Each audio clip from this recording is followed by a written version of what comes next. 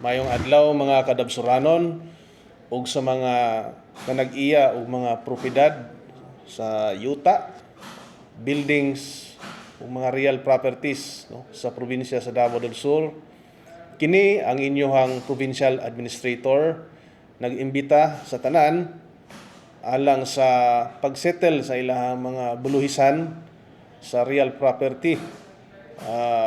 Nga ilahang isettle kini on or before October 31, 2025 aron maka-avail kita sa mga rebates or discounts para sa pagbayad og real property taxes.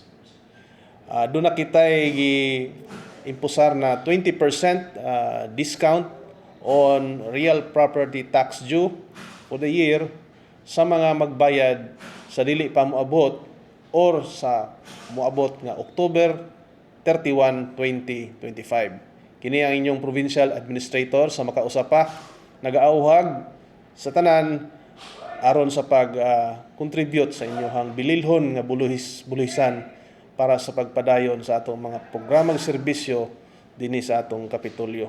Daghang salamat.